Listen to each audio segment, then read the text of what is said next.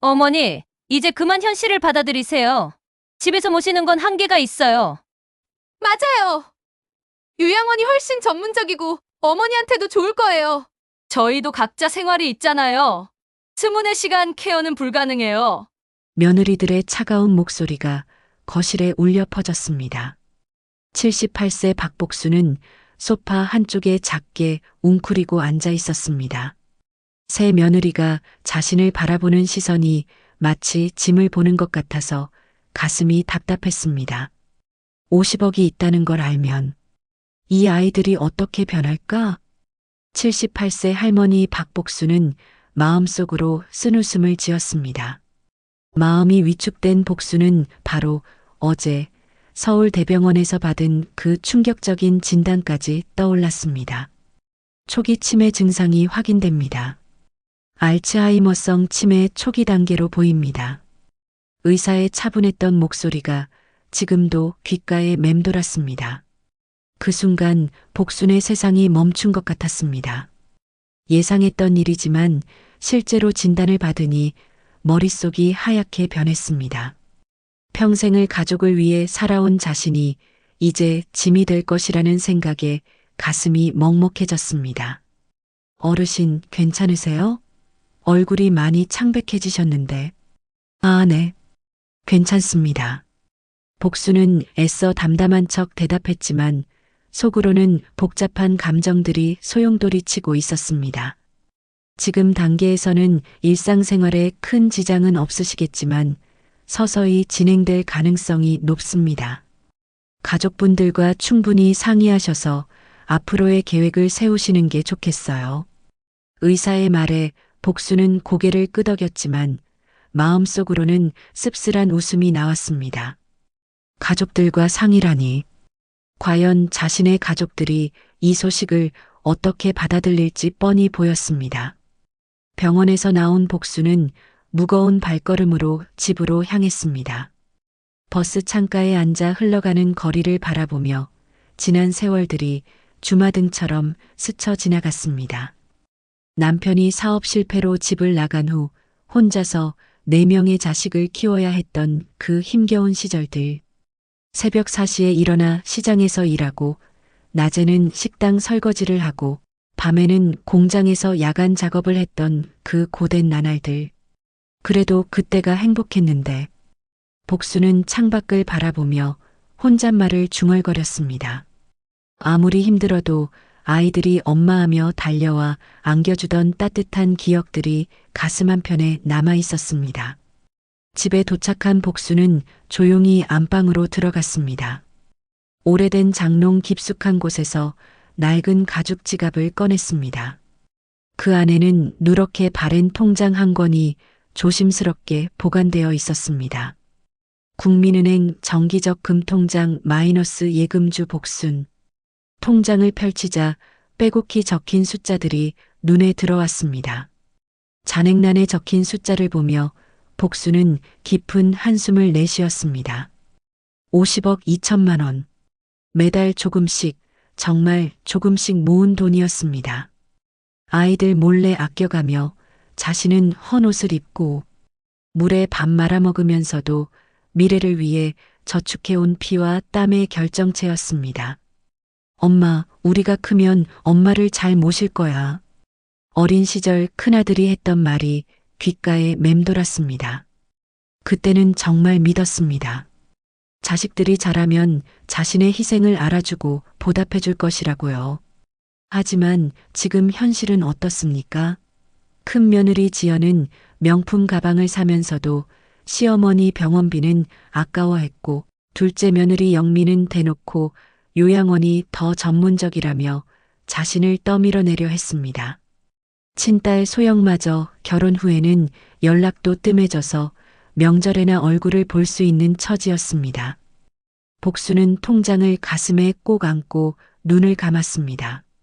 내가 치매에 걸렸다는 걸 알면, 이 돈이 있다는 걸 알면, 이 아이들이 어떻게 변할까? 정말이지 상상하고 싶지 않았습니다. 하지만 동시에 궁금하기도 했습니다. 혹시나 하는 마음으로 진짜 자신을 사랑하는 가족이 있을지도 모른다는 희망을 품고 말입니다. 그때 현관문이 열리는 소리가 들렸습니다. 어머니, 계세요? 큰 며느리 지연의 목소리였습니다. 복수는 재빨리 통장을 지갑에 넣고 장롱 깊숙한 곳에 숨겼습니다. 네, 있어요. 어머니, 오늘 병원 다녀오셨다면서요? 어떠셨어요?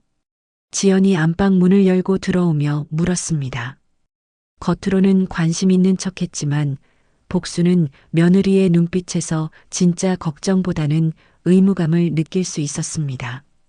그냥 별일 없었어. 복수는 짧게 대답했습니다. 치매 진단을 받았다는 사실을 아직 말하고 싶지 않았습니다. 이 소식이 가족들에게 어떤 변화를 불러일으킬지, 그리고 그 변화가 진심에서 나온 것인지, 아니면 다른 이유 때문인지 확인하고 싶었습니다. 그래도 나이가 있으시니까 정기검진은 꼭 받으세요. 요즘 워낙 치매나 그런 병도 많다고 하니까. 지연의 말에 복수는 가슴이 철렁했습니다. 마치 미래를 예견하는 것 같았습니다. 지연아, 혹시 내가 그런 병에 걸리면 어떻게 할 생각이니? 복순이 조심스럽게 물었습니다. 지연은 잠시 당황한 기색을 보이더니 애매하게 웃으며 대답했습니다.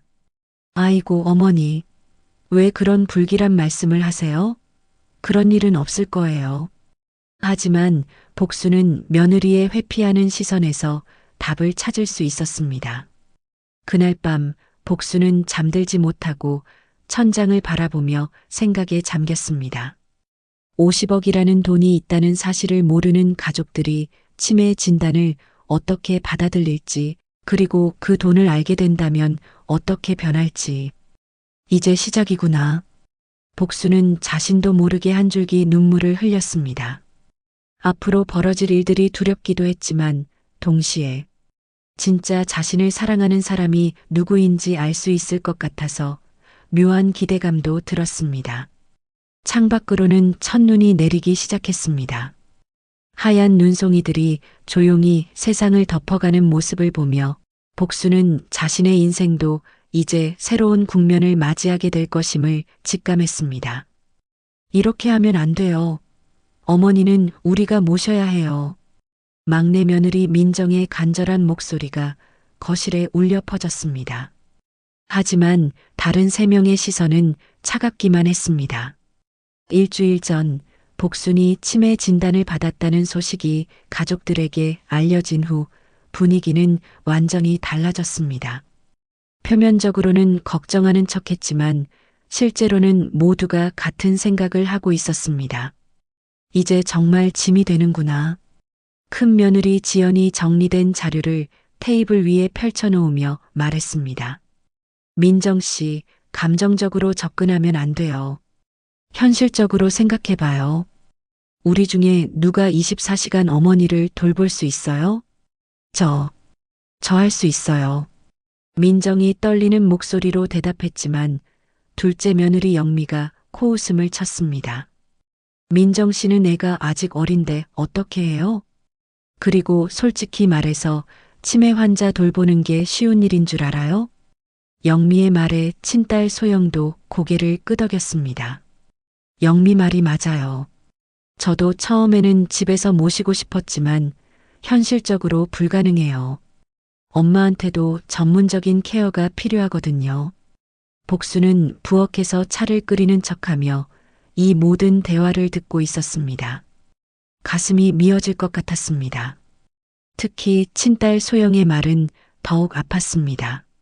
내가 키운 딸이 저렇게 말할 줄이야.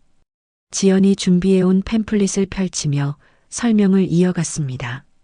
제가 알아본 요양원이 3곳 있어요. 여기 실버타운은 시설도 좋고 의료진도 있어서. 비용은 얼마나 돼요?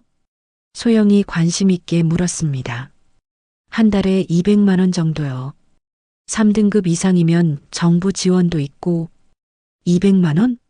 민정이 깜짝 놀라며 되물었습니다. 그녀에게는 상상할 수도 없는 큰 돈이었습니다. 그게 뭐가 비싸요? 집에서 모시려면 간병비, 의료비 다 합치면 그것보다 더 들어요. 영미가 마치 당연하다는 듯 말했습니다. 복수는 찻잔을 들고 거실로 나왔습니다. 가족들의 대화가 갑자기 조용해졌습니다. 어머니, 차 드세요. 민정이 일어나서 복순을 부축했습니다. 유일하게 따뜻한 손길이었습니다. 어머니, 저희가 어머니를 위해서 여러 가지 알아보고 있어요.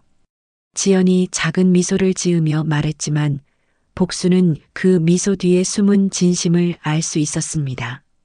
그래, 고맙다. 복수는 짧게 대답했습니다. 더 이상 들고 싶지 않았습니다. 어머니, 요양원이 나쁜 곳이 아니에요. 또래 어르신들도 많고 프로그램도 다양하고.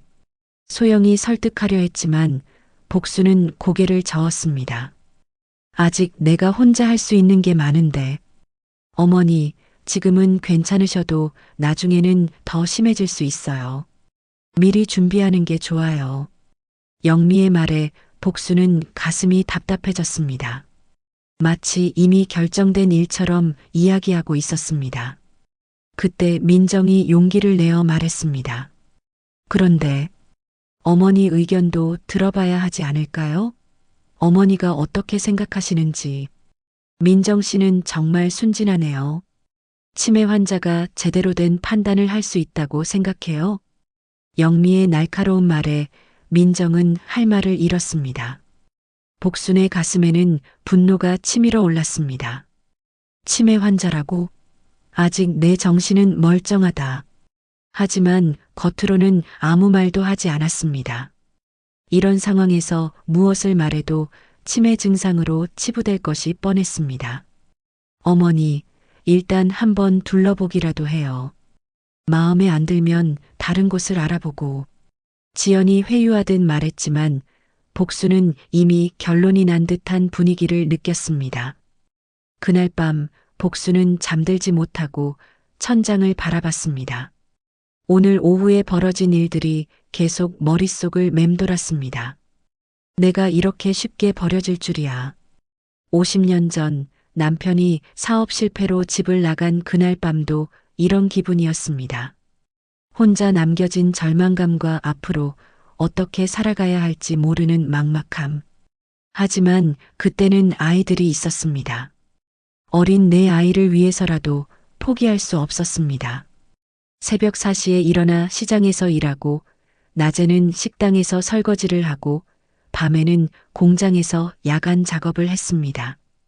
그렇게 힘들게 키워놨더니 복수는 침대 밑에 숨겨둔 통장을 꺼내 바라봤습니다. 50억 2천만 원. 평생을 아껴가며 모은 돈이었습니다. 매달 10만 원, 20만 원씩 조금씩 모아온 돈. 아이들 몰래 자신은 헌 옷을 입고 라면으로 끼니를 때우면서도 미래를 위해 저축해온 피땀 어린 돈이었습니다. 이 돈이 있다는 걸 알면 과연 어떻게 변할까? 복수는 복잡한 마음으로 통장을 다시 숨겼습니다. 치매라는 진단을 받기 전까지는 이 돈을 아이들에게 나눠주려고 했습니다. 결혼할 때도 사업할 때도 집 살 때도 도와줬지만 마지막으로 한 번 더 도와주고 싶었습니다. 하지만 지금은 달랐습니다. 자신이 치매에 걸렸다는 이유만으로 요양원으로 떠밀어내려는 가족들을 보며 실망감이 컸습니다. 진짜 나를 사랑하는 사람이 누구인지 이제 확실히 알아봐야겠어. 다음 날 아침 복순이 부엌에서 아침을 준비하고 있을 때 민정이 일찍 찾아왔습니다.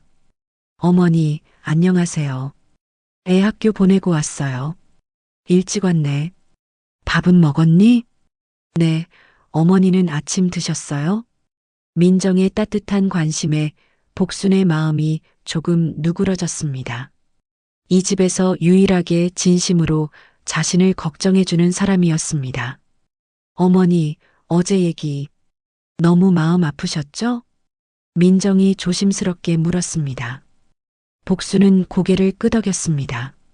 민정아, 너는 어떻게 생각하니? 정말 내가 요양원에 가야 할까? 아니에요, 어머니. 아직 충분히 혼자 하실 수 있으세요. 그리고 가족이 함께 있어야 해요. 민정의 진심 어린 말에 복수는 눈시울이 뜨거워졌습니다. 고맙다, 민정아. 너라도 있어서 다행이야. 어머니, 제가 도와드릴게요. 다른 며느리들이 뭐라고 해도 저는 어머니 편이에요.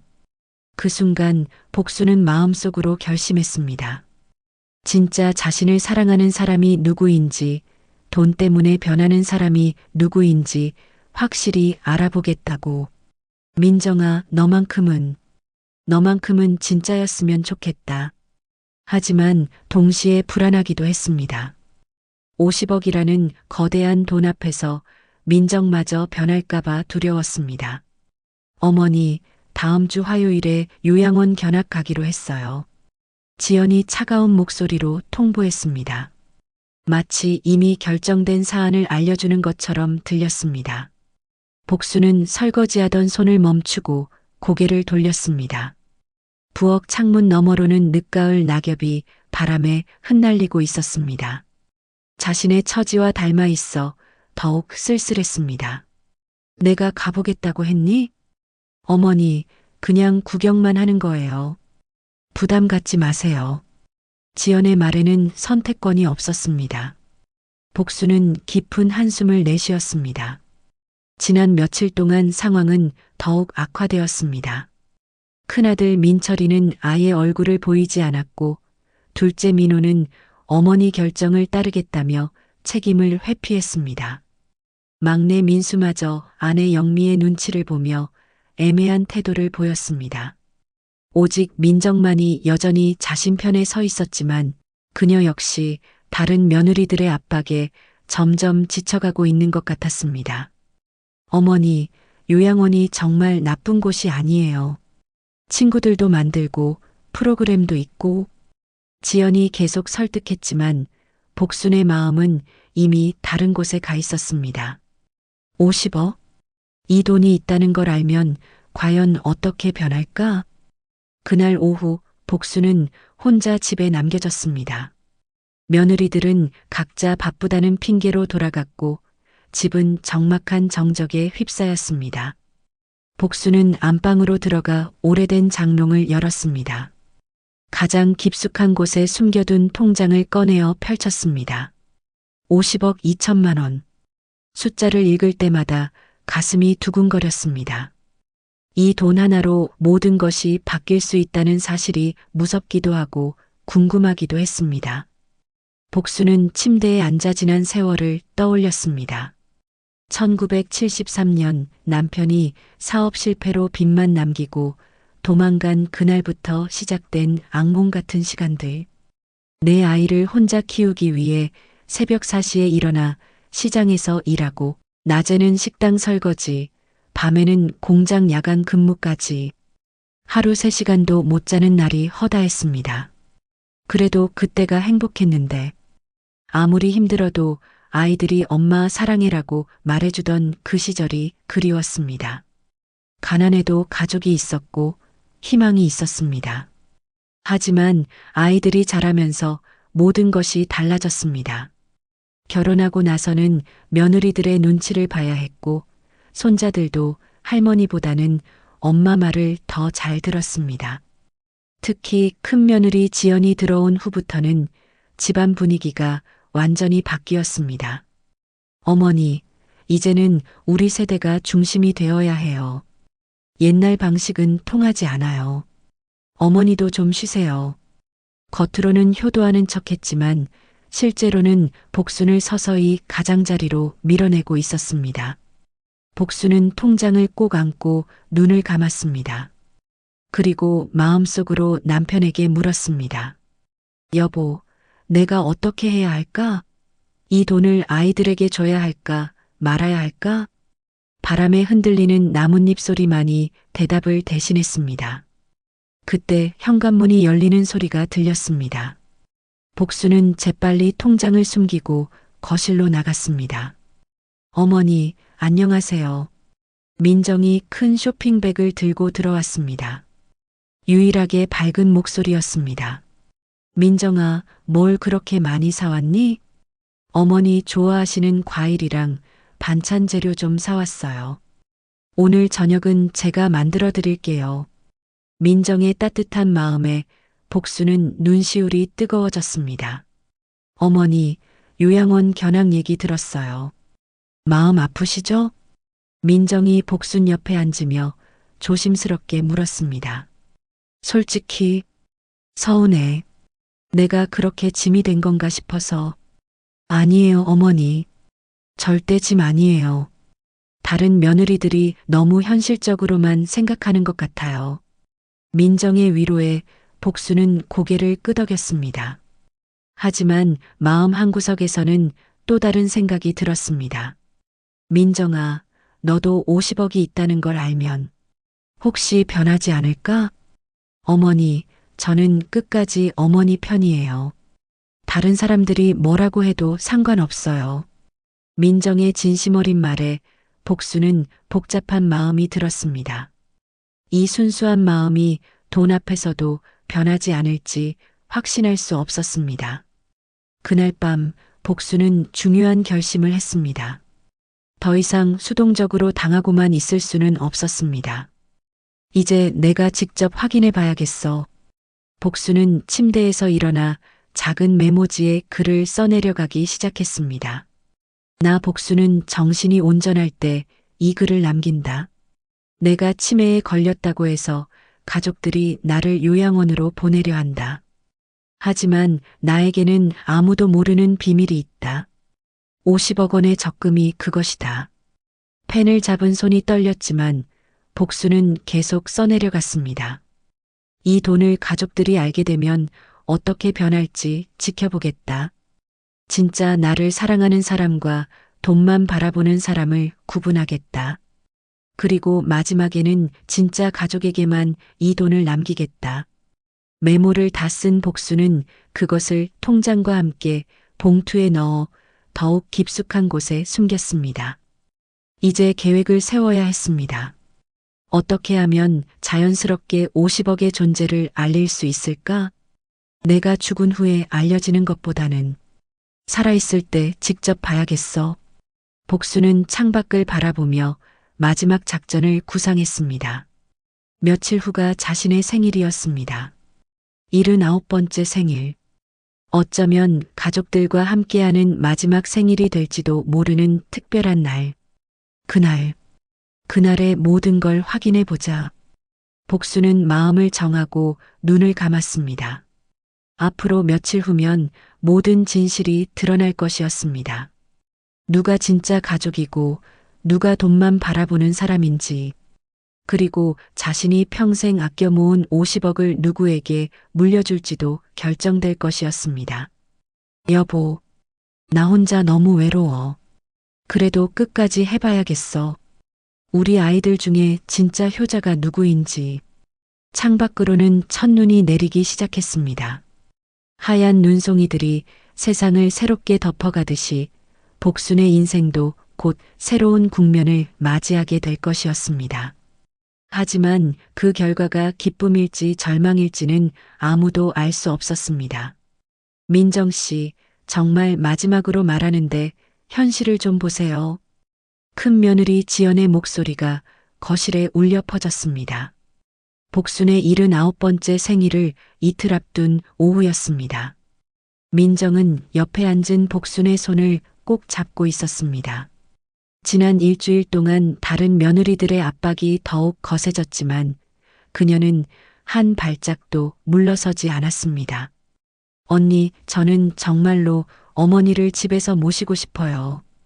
요양원은 아직 이르다고 생각해요. 아직 이르다고? 민정 씨는 치매가 얼마나 무서운 병인지 몰라서 그래요. 둘째 며느리 영미가 날카롭게 끼어들었습니다. 우리가 24시간 지켜볼 수 있나요? 만약에 실수라도 하면 어떡할 거예요? 복수는 자신들이 마치 시한폭탄을 다루는 것처럼 이야기하는 며느리들을 바라보며 가슴이 아팠습니다. 하지만 민정만큼은 달랐습니다. 언니들, 어머니가 듣고 계세요. 이런 식으로 말하면 어머니 마음이 얼마나 아프실까요? 민정의 말에 지연과 영미는 잠시 말을 멈췄습니다. 하지만 곧 다시 공격을 시작했습니다. 민정 씨 혼자서 감당할 수 있다고 생각해요? 아이도 어린데 시어머니까지 돌보려면 몸이 2개라도 부족할 텐데. 지연의 지적에 민정은 잠시 망설였습니다. 실제로 쉬운 일은 아니었습니다. 초등학교 3학년인 딸 하나를 키우는 것만으로도 벅찬데 치매 증상이 있는 시어머니까지 돌보는 것은 분명 큰 부담이었습니다. 하지만 민정에게는 다른 며느리들이 이해할 수 없는 특별한 이유가 있었습니다. 언니들은 모르실 거예요. 어머니가 저한테 얼마나 잘해주셨는지. 민정의 목소리가 떨렸습니다. 제가 이 집에 처음 왔을 때 다른 집 며느리들처럼 텃세 받을 줄 알았어요. 그런데 어머니는 달랐어요. 복수는 민정의 말을 들으며 3년 전을 떠올렸습니다. 막내 민수가 민정을 데려왔을 때 다른 며느리들과는 확연히 다른 분위기였습니다. 화려하지도 않고 명품도 걸치지 않은 소박한 외모. 하지만 눈빛만큼은 정말 따뜻했었습니다. 어머니는 제가 김치를 못 담근다고 뭐라고 하신 적이 없어요. 오히려 천천히 가르쳐 주시면서 괜찮다. 처음엔 다 그런 거야 라고 하셨어요. 민정의 말에 지연이 코웃음을 쳤습니다. 그런 건 당연한 거 아니에요? 시어머니가 며느리 가르치는 거야. 아니에요. 제 친정어머니는 저한테 그렇게 해주신 적이 없거든요. 민정의 고백에 거실이 조용해졌습니다. 복순도 놀란 표정을 지었습니다. 저희 친정은 아들만 중요하게 여기는 집이었어요. 딸은 그냥 시집가면 끝이라고 생각하시는 분들이었고요. 민정의 눈에 눈물이 맺혔습니다. 그런데 어머니는 저를 딸처럼 아껴주셨어요. 제가 아플 때도 챙겨주시고 설날이나 추석 때도 너도 내 딸이야 라고 말씀해 주시고.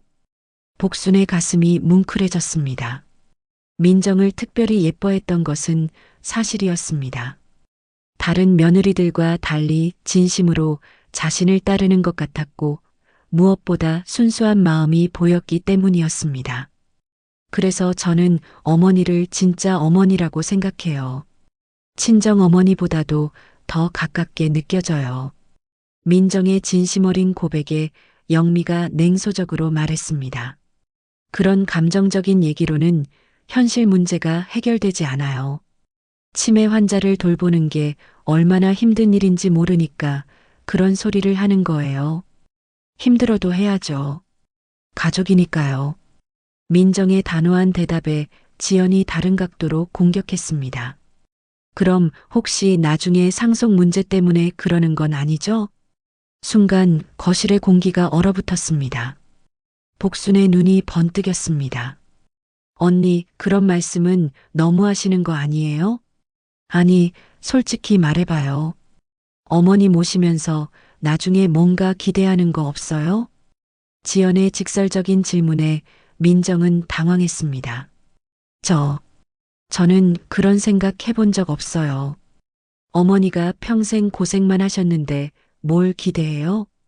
복수는 민정의 대답을 유심히 지켜봤습니다. 진심인 것 같았습니다. 하지만 며칠 후면 50억의 존재가 드러날 텐데 그때도 같은 마음일까요? 어머니한테 재산이 얼마나 있는지도 모르면서 그런 말하는 거예요? 영미의 말에 민정이 고개를 저었습니다. 어머니 재산이 얼마인지는 관심도 없어요. 그냥 어머니가 편안하셨으면 좋겠어요. 그때 복순이 조용히 입을 열었습니다. 민정아, 고맙다. 정말 고마워. 어머니, 너 때문에 내가 아직 이 집에 있을 수 있는 것 같아. 다른 며느리들은 나를 요양원에 보내고 싶어 하는데 너만은 끝까지 내 편이어 주는구나. 복순의 말에 민정이 눈물을 흘렸습니다. 어머니, 저는 당연한 일을 하는 거예요. 어머니가 저한테 해주신 걸 생각하면. 하지만 지연과 영미는 여전히 불만스러워했습니다. 민정 씨 혼자 결정할 문제가 아니에요. 우리도 이 집 며느리라고요. 맞아요. 다수결로 정해야죠. 우리는 요양원의 찬성이고 민정 씨만 반대하잖아요. 민정은 홀로서는 외로움을 느꼈습니다. 아무리 옳은 일이라고 생각해도 혼자서는 한계가 있었습니다. 그날 저녁 민정은 남편 민수와 진지한 대화를 나눴습니다. 여보, 우리가 어머니를 모시자. 민정아, 나도 마음은 그래. 하지만 형수들 말도 일리가 있어. 치매는 정말 무서운 병이야. 여보도 어머니를 요양원에 보내야 한다고 생각해? 민수는 대답하지 못했습니다. 마음으로는 어머니를 모시고 싶었지만 현실적인 어려움과 아내들의 압박 사이에서 갈등하고 있었습니다. 여보, 어머니가 우리한테 얼마나 잘해주셨는지 생각해봐. 우리 결혼할 때도 전세자금 다 대주셨잖아. 그건 그렇지만, 그리고 지은이 돌볼 때도 어머니가 얼마나 도와주셨어? 내가 몸이 안 좋을 때도 대신 아이 봐주시고. 민정의 말에 민수는 고개를 숙였습니다. 어머니의 은혜를 모르는 것은 아니었습니다. 알겠어. 내가 형수들한테 다시 얘기해 볼게. 다음 날 복순의 생일 하루 전이었습니다. 민정은 일찍 시장에 나가서 어머니가 좋아하는 음식 재료들을 샀습니다. 복순은 그런 민정을 바라보며 복잡한 마음이 들었습니다. 민정아, 너만큼은 진짜였으면 좋겠다. 내일이면 모든 게 밝혀질 텐데. 하지만 동시에 불안하기도 했습니다. 50억이라는 거대한 돈 앞에서 과연 민정의 순수한 마음이 변하지 않을까? 내일이면 모든 것이 결정될 것이었습니다.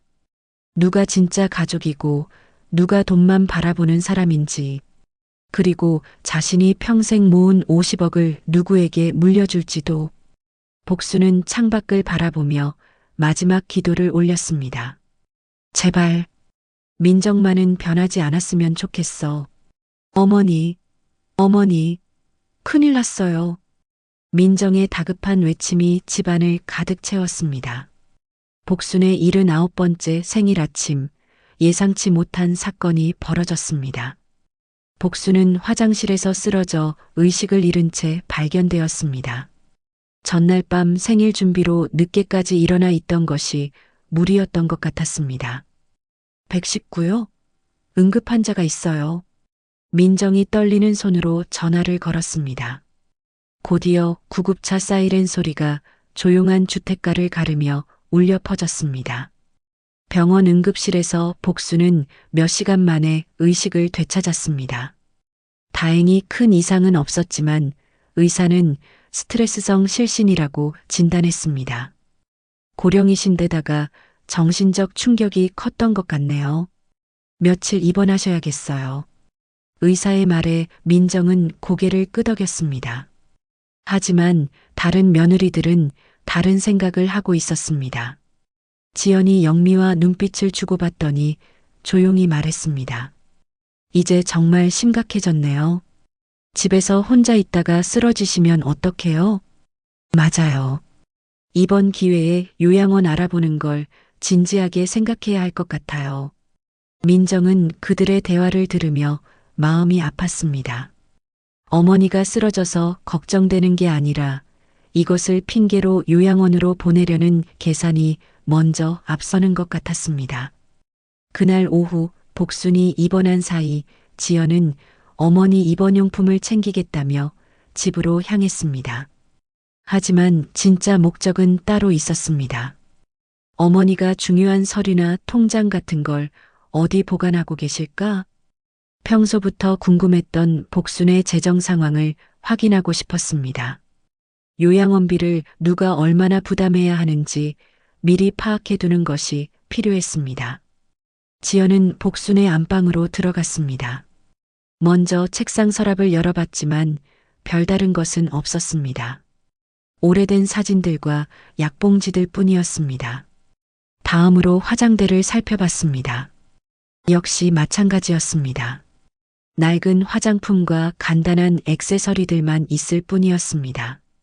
통장이나 도장은 어디에 있을까?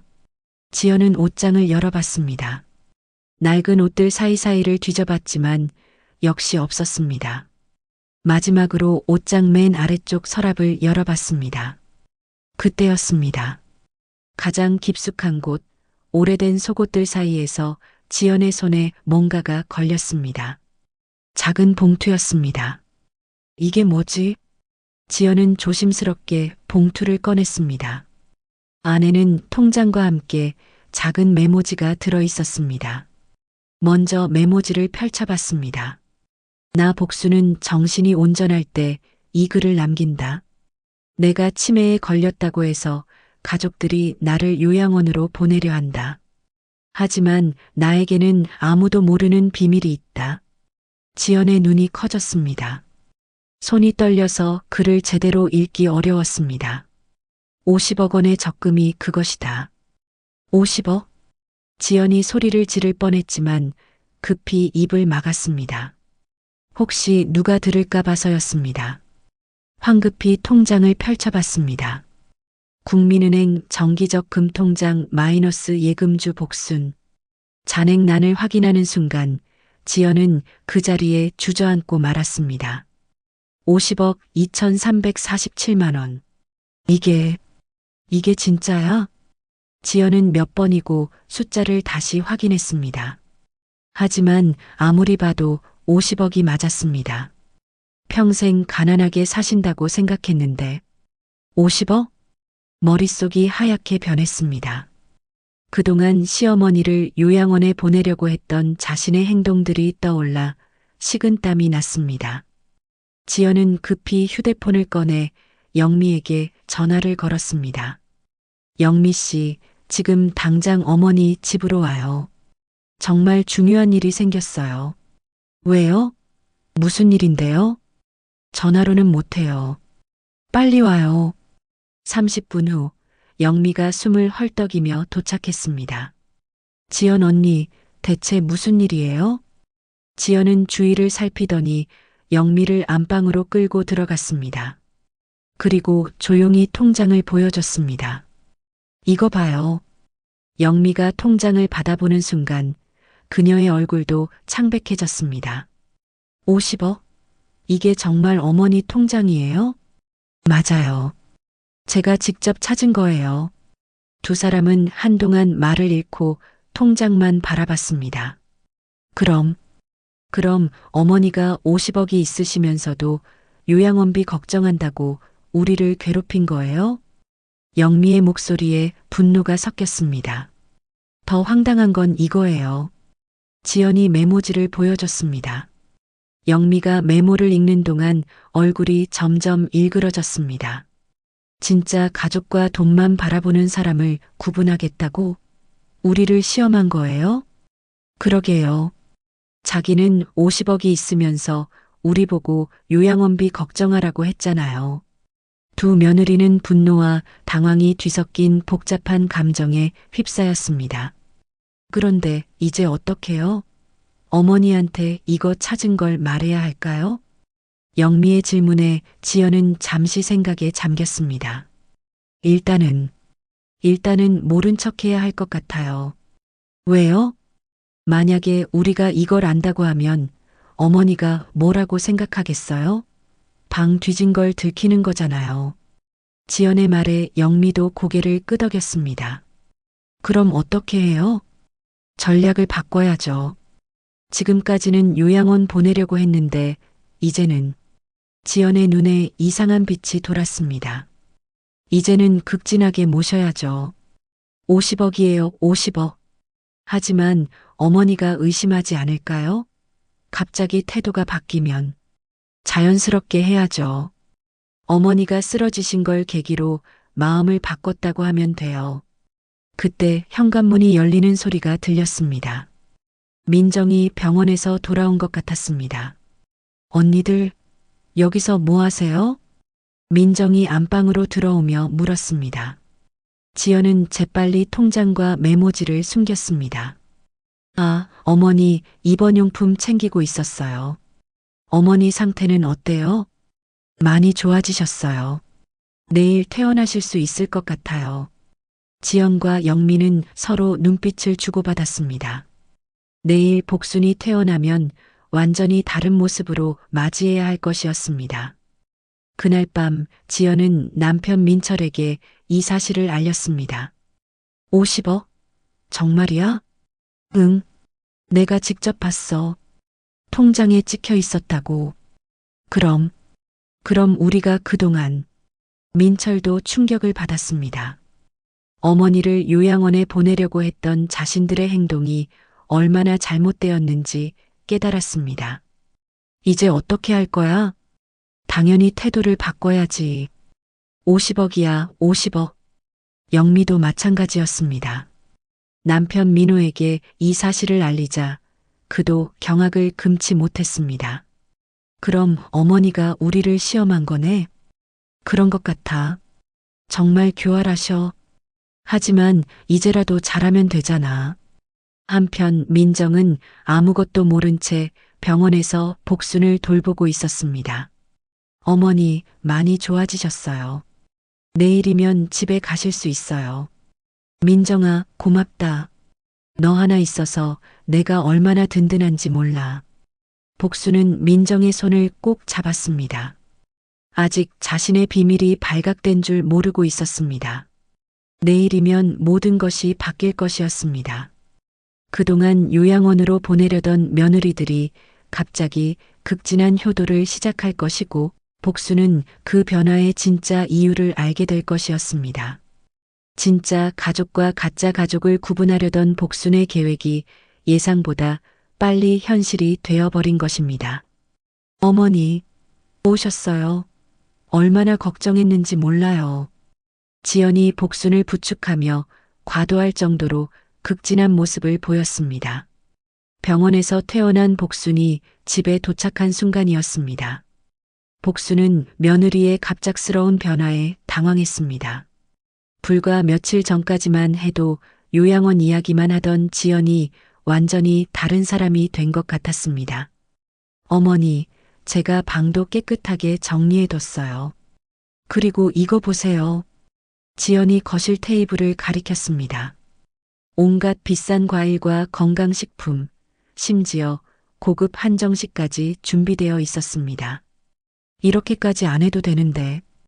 복순이 어리둥절해하자 영미가 달려와서 팔을 부축했습니다. 어머니, 무슨 말씀이세요? 저희가 얼마나 반성했는지 몰라요. 어머니를 요양원에 보내려고 했다니. 정말 죄송해요. 영미의 180도 달라진 태도에 복수는 더욱 혼란스러웠습니다. 뭔가 이상해. 왜 갑자기 이럴까? 그때 친딸 소영까지 나타났습니다. 엄마, 괜찮으세요? 제가 오늘부터 여기서 모실게요. 소영은 큰 여행용 가방을 끌고 들어왔습니다. 마치 장기간 머물 준비를 한 것 같았습니다. 소영아, 너도 바쁠 텐데. 바쁘긴 뭐가 바빠요. 엄마가 제일 중요하죠. 평소 명절에도 얼굴 보기 어려웠던 소영이 갑자기 효녀로 돌변한 모습에 복수는 뭔가 섬뜩함을 느꼈습니다. 한편 민정은 이런 변화를 보며 의아해했습니다. 언니들, 갑자기 마음이 바뀌신 건가요? 민정 씨 말이 맞았어요. 어머니를 집에서 모시는 게 당연하죠. 지연이 민정을 바라보는 눈빛이 예전과 달랐습니다. 마치 경계하는 것 같았습니다. 그런데 민정 씨는 이제 좀 쉬셔도 될 것 같아요. 저희가 교대로 모시겠다니까. 아니에요. 저도 계속 도와드릴게요. 민정의 대답에 영미가 날카롭게 끼어들었습니다. 민정 씨도 집안일이 있잖아요. 너무 무리하지 마세요. 분위기가 이상하게 흐르고 있었습니다. 그동안 요양원 보내기에 혈안이 되어 있던 며느리들이 갑자기 누가 더 효도할 것인지 경쟁하기 시작했습니다. 복수는 이 모든 상황을 지켜보며 가슴이 답답해졌습니다. 설마 내 통장을 찾은 건 아니겠지? 불안한 마음에 복수는 핑계를 대고 안방으로 들어갔습니다. 급히 장롱을 열어 통장을 숨겨둔 곳을 확인해 봤습니다. 통장은 그대로 있었지만 뭔가 위치가 미묘하게 달라져 있었습니다. 누가 건드렸어? 복순의 등골에 오한이 흘렀습니다. 며느리들의 갑작스러운 변화의 이유를 알 것 같았습니다. 거실로 돌아온 복순을 지연이 부축하며 말했습니다.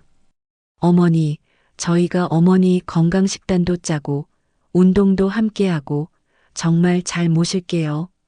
맞아요. 이제 요양원 같은 소리는 절대 안 할 거예요. 영미의 말에 소영도 거들었습니다. 엄마, 제가 매일 와서 마사지도 해드리고 머리도 감겨드릴게요. 복수는 이런 가족들을 바라보며 씁쓸한 웃음이 나왔습니다. 역시 돈 때문이었구나. 그날 저녁 지연이 정성스럽게 저녁상을 차렸습니다. 평소 라면 하나 끓여주지 않던 그녀가 갑자기 한정식 수준의 밥상을 준비한 것입니다. 어머니, 이거 전복죽이에요. 몸에 좋다고 해서 특별히 끓였어요.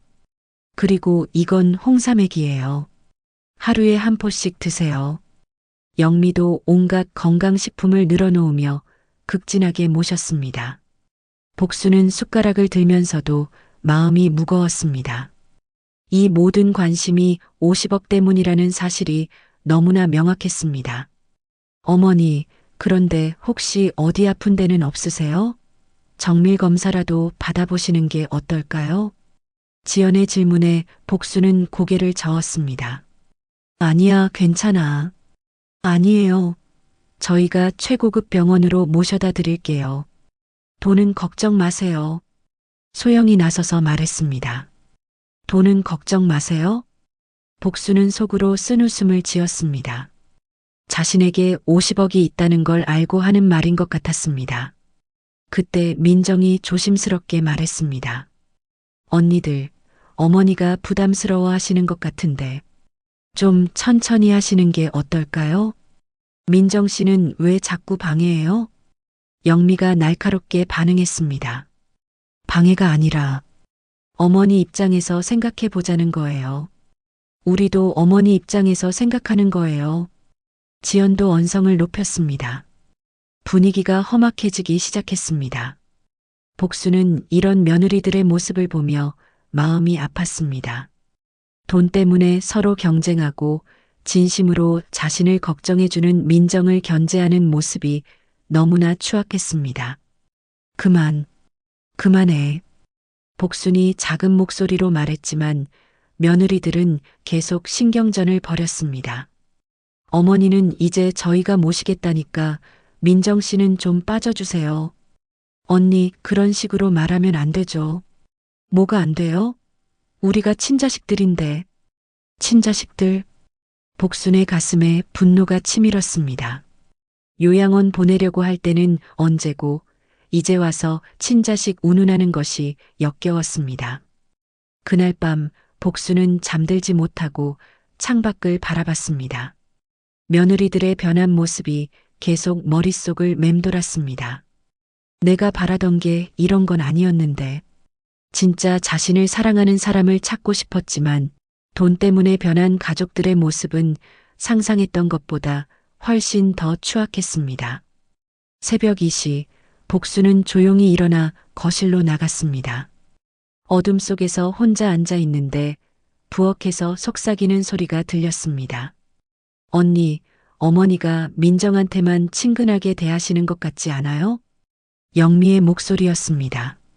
나도 그래 보여. 혹시 유언장 같은 걸 민정한테 유리하게 써놓으신 건 아닐까? 지연의 대답에 복수는 충격을 받았습니다. 그럼 어떡해요? 50억이 다 민정한테 넘어가면. 그럴 리 없어. 우리가 친자식들인데.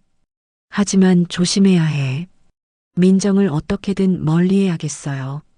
며느리들이 자신의 재산을 두고 계산하고 있다는 사실에 복수는 온몸이 떨렸습니다. 이게 내 가족이란 말인가?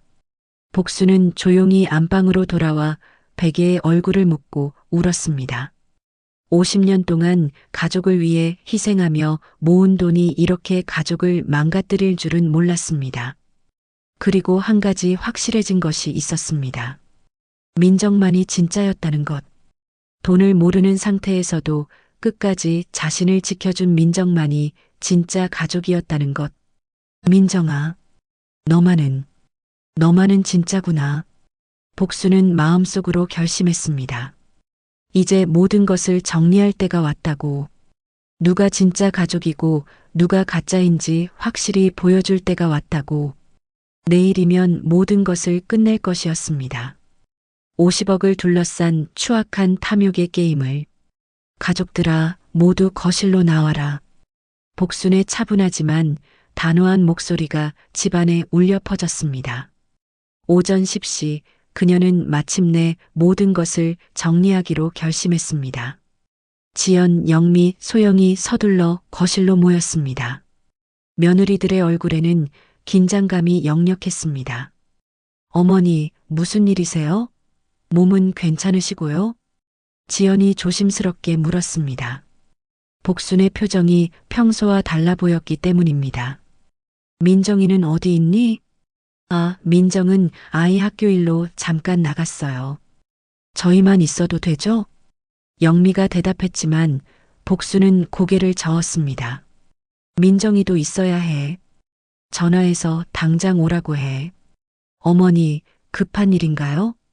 소영이 물었지만 복순은 대답하지 않고 안방으로 들어갔습니다. 30분 후 민정이 숨을 헐떡이며 도착했습니다. 어머니, 무슨 일이세요? 갑자기 오라고 하셔서. 이제 다 왔구나. 앉아라, 모두. 복수는 손에 낡은 봉투를 들고 거실로 나왔습니다. 그 봉투를 보는 순간 지연과 영미의 얼굴이 창백해졌습니다. 복수는 소파에 앉아 가족들을 차례로 바라봤습니다. 79년을 살아오면서 이렇게 중요한 순간은 처음이었습니다. 내가 오늘 너희들에게 할 이야기는 아마 마지막 이야기가 될 것 같다. 어머니, 왜 그런 말씀을 하세요? 민정이 걱정스럽게 물었습니다. 하지만 다른 며느리들은 봉투만 바라보고 있었습니다. 일주일 전 내가 치매 진단을 받았을 때 너희들이 어떻게 했는지 기억하니? 복순의 질문에 거실이 조용해졌습니다. 요양원에 보내자고 했지. 나를 짐이라고 생각했지. 24시간 돌볼 수 없다고, 전문적인 케어가 필요하다고 했지. 어머니, 그건. 지연이 변명하려 했지만 복수는 손을 들어 말렸습니다. 아직 끝나지 않았어. 그때 나는 정말 서운했다. 50년을 너희들을 위해 살았는데 치매에 걸렸다는 이유만으로 버려지는 기분이었어. 복순의 목소리가 떨렸습니다. 그래서 나는 결심했어. 누가 진짜 나를 사랑하는지, 누가 돈만 바라보는지 확인해 보기로. 그 말과 함께 복수는 봉투에서 통장을 꺼냈습니다. 지연과 영미는 숨을 죽였고 민정과 소영은 어리둥절한 표정을 지었습니다. 이게 뭔지 아니? 복순이 통장을 들어 보였습니다. 50억 2천만 원. 내가 50년 동안 한 푼, 두 푼 모은 돈이야. 50억? 민정이 깜짝 놀라며 되물었습니다. 소영도 마찬가지였습니다. 엄마, 정말이에요? 정말이야. 너희 아버지가 사업 실패로 집을 나간 후부터 매달 조금씩 모았어. 너희들 몰래 말이야. 복수는 과거를 회상하며 말을 이어갔습니다. 새벽 4시에 일어나 시장에서 일하고, 낮에는 식당 설거지, 밤에는 공장 야간 근무. 하루에 3시간도 못 자면서 모은 돈이야. 가족들은 모두 충격에 빠져 말을 하지 못했습니다. 내가 왜 이 돈을 숨겼는지 알겠니? 너희들이 진짜 나를 사랑하는지 확인하고 싶었어. 복수는 지연과 영미를 번갈아 보며 말했습니다. 그런데 참 신기하더라. 내가 병원에 입원한 사이에 누군가 내 방을 뒤졌더라고. 지연과 영미의 얼굴이 더욱 창백해졌습니다. 그리고 내가 퇴원하자마자 너희들 태도가 180도 바뀌었지. 갑자기 효부가 되어서 극진하게 모시겠다고 하더라고. 어머니, 저희는 아직 끝나지 않았다고 했지. 복순의 목소리에 힘이 들어갔습니다. 어젯밤에 너희들이 부엌에서 하는 말도 다 들었어. 50억이 민정한테 넘어갈까봐 걱정하는 소리 말이야. 영미와 지연은 얼굴을 들 수 없었습니다. 돈은 걱정 마세요. 친자식들인데 그런 말들 참 듣기 좋더라. 복순의 비아냥에 가족들은 숨죽이고 있었습니다. 그런데 한 사람만 달랐어. 복순은 민정을 바라봤습니다. 민정아, 너는 50억이 있다는 걸 오늘 처음 알았지? 네. 네, 어머니. 정말 몰랐어요. 너는 돈이 있다는 것도 모르면서 끝까지 나를 지켜줬어. 다른 며느리들이 요양원 보내자고 할 때도 나 혼자서라도 모시겠다고 했지. 민정의 눈에 눈물이 맺혔습니다. 너는 내가 쓰러졌을 때도 진심으로 걱정해줬고 병원에서도 밤새 간병해줬어. 돈을 바라서가 아니라 진짜 마음으로. 복순도 울음을 참으며 말했습니다. 반면에 너희들은 복순이 다른 며느리들을 바라봤습니다. 50억이 있다는 걸 안 순간부터 갑자기 효녀가 됐지. 전복죽, 홍삼액, 고급 과일. 돈 냄새를 맡은 순간 달라진 거야. 어머니, 저희가 진심으로. 지연이 변명하려 했지만 복수는 차갑게 말했습니다. 진심? 진심이었으면 내가 치매 진단 받았을 때부터 그렇게 했어야지. 돈을 안 후회하는 게 무슨 진심이야? 소영도 끼어들었습니다. 엄마, 저는 친딸인데요. 당연히 저한테. 친딸? 복순의 목소리가 차가워졌습니다. 내가 언제부터 친딸이었니? 결혼하고 나서 명절에나 얼굴 보여주는 게 친딸이야? 그건 바빠서. 바빠서? 민정이는 나보다 바쁘지 않았을 것 같은데? 복순은 다시 민정을 바라봤습니다. 민정아, 너한테 고맙다. 내가 있어서 내가 아직도 이 세상에 사랑이 있다는 걸 믿을 수 있었어. 어머니. 그래서 내가 결정했어. 복수는 통장을 민정에게 내밀었습니다. 이 50억 다 넣어줄게. 어머니, 안 돼요. 지연이 벌떡 일어나며 소리쳤습니다. 그건 가족 재산이에요. 민정 씨가 혼자 가질 수 없어요. 맞아요. 법적으로도 저희가 상속받을 권리가 있어요. 영미도 가세했습니다. 법적으로? 복순이 냉소했습니다. 그럼 법적으로 너희들이 나를 요양원에 보내려 한 것도 따져볼까? 그건 어머니를 위해서. 위해서? 누구를 위해서? 너희들 편의를 위해서겠지. 복수는 민정의 손에 통장을 꼭 쥐어주었습니다. 민정아, 받아라. 이건 내가 너에게 주는 진짜 가족에 대한 보답이야. 어머니, 저는 이런 걸 바라서 한 게 아니에요. 나도 알아. 그래서 더 주고 싶은 거야. 그때 소영이 울면서 말했습니다. 엄마, 저도 정말 반성했어요. 이제부터 잘할게요. 너무 늦었어. 진짜 가족은 돈이 있을 때가 아니라 없을 때 옆에 있어주는 거야. 복순의 단호한 말에 소영은 더 이상 할 말이 없었습니다. 이제 내 마음은 정해졌어.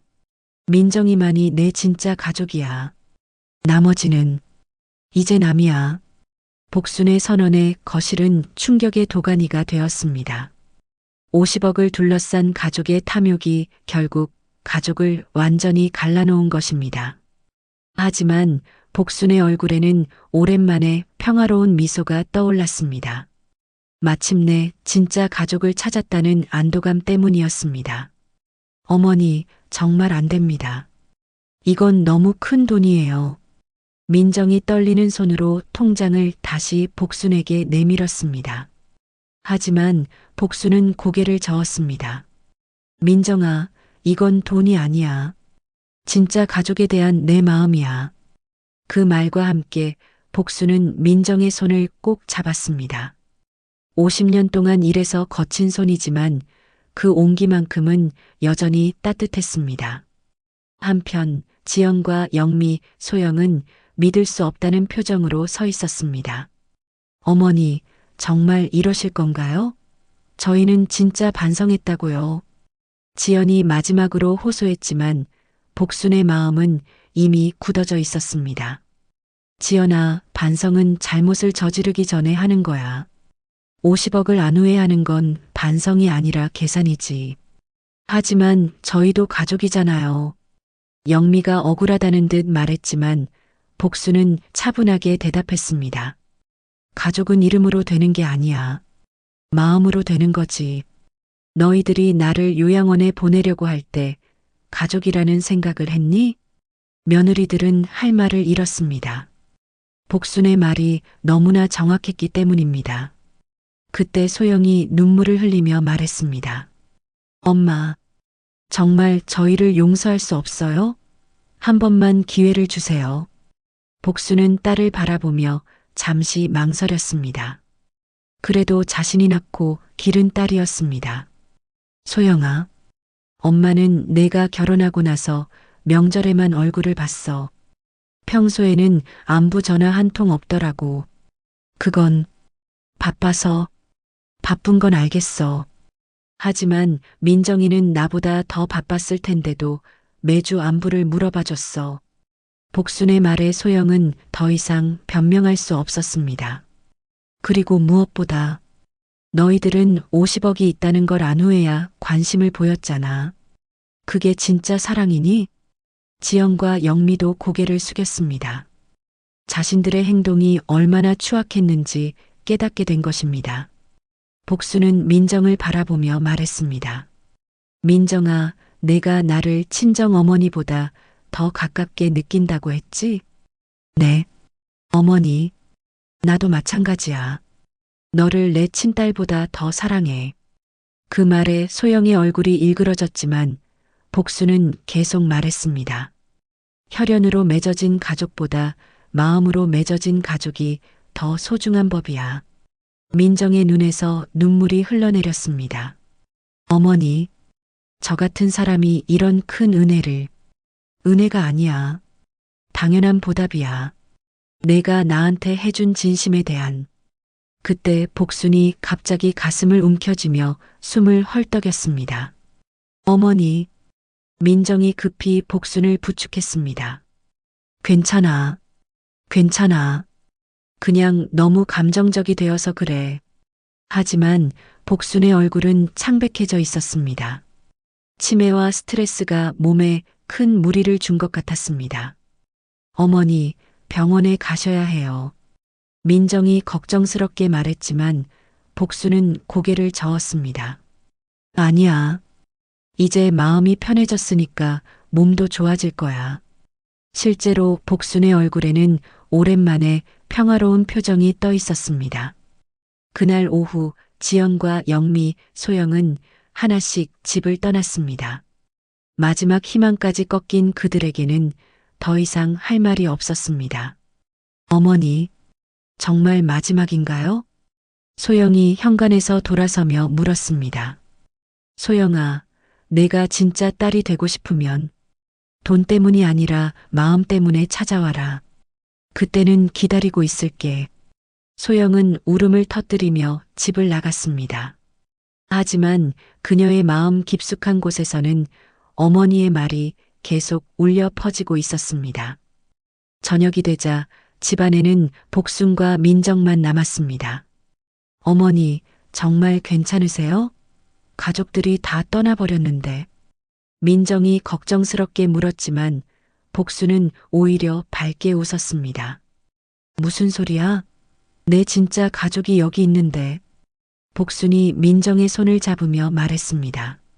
민정아, 앞으로 우리 둘이서 진짜 가족처럼 살아보자. 어머니, 그리고 이 돈으로 내 딸 지은이도 좋은 교육받게 하고 너희 가족이 행복하게 살 수 있게 하자. 민정은 감사와 미안함이 뒤섞인 복잡한 마음이었습니다.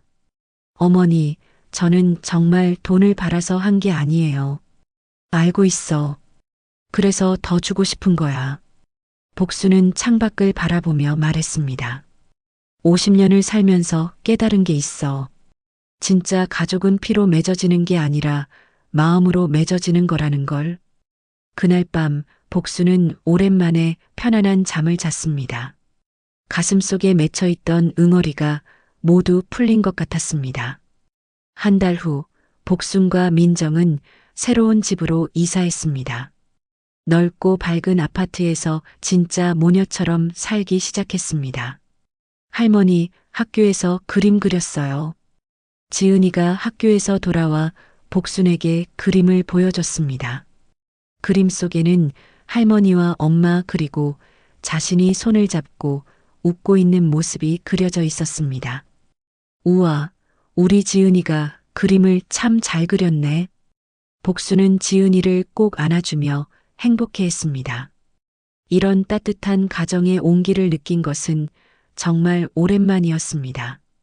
어느 봄날 복수는 민정과 함께 공원을 산책하고 있었습니다. 어머니, 후회하지 않으세요? 민정이 조심스럽게 물었습니다. 뭘? 다른 가족들한테 차갑게 대한 것. 복수는 잠시 생각에 잠겼습니다. 후회는 없어. 다만, 처음부터 진심으로 나를 사랑했다면 얼마나 좋았을까 하는 아쉬움은 있지. 그때 멀리서 익숙한 실루엣이 보였습니다. 소영이었습니다. 소영은 한동안 망설이다가 조심스럽게 다가왔습니다. 엄마, 안녕하세요. 복수는 딸을 바라봤습니다. 예전과 달리 소영의 얼굴에는 진심 어린 후회가 보였습니다. 엄마, 저 정말 많이 반성했어요. 돈 때문이 아니라 진짜 엄마가 보고 싶어서 왔어요. 소영의 목소리에는 눈물이 섞여 있었습니다. 복수는 잠시 침묵하다가 말했습니다. 소영아, 엄마한테 와서 안겨봐. 소영은 울음을 터뜨리며 어머니 품에 안겼습니다. 복순도 딸을 꼭 안아주었습니다. 이제야 내 딸 같아. 그날부터 소영은 정말 달라졌습니다. 돈이 아니라 진심으로 어머니를 찾아뵙기 시작했습니다. 지영과 영미는 여전히 연락이 없었지만 복수는 더 이상 서운해하지 않았습니다. 진짜 가족을 찾았으니까요. 저녁 무렵 복수는 창가에 앉아 석양을 바라보았습니다. 민정이 부엌에서 저녁을 준비하고 지은이가 숙제를 하는 평범한 일상이었지만 그 어느 때보다 행복했습니다. 여보, 내가 찾았어. 진짜 가족을. 복수는 마음속으로 남편에게 말했습니다. 50억이라는 돈이 가져다 준 시험을 통해 진짜 소중한 것이 무엇인지 깨달았습니다. 돈보다 더 값진 것은 진심 어린 사랑이었고 혈연보다 더 끈끈한 것은 마음의 유대였습니다. 복순의 치매는 여전히 진행되고 있었지만 더 이상 두렵지 않았습니다. 곁에 진짜 가족이 있으니까요. 끝까지 자신을 사랑해줄 사람이 있으니까요. 그리고 이 따뜻한 이야기는 지금도 계속되고 있습니다. 진짜 가족의 의미를 깨달은 사람들의 새로운 시작과 함께 말입니다. 마지막으로 영상을 끝까지 봐주셔서 감사합니다. 때로는 돈보다 소중한 것들이 있습니다. 가족의 사랑, 진심 어린 관계, 그리고 서로를 위하는 마음 말입니다. 구독과 좋아요, 알림 설정을 눌러주시면 여러분께도 행복이 찾아올 거예요. 다음에도 재미있는 사연으로 찾아뵙겠습니다. 감사합니다.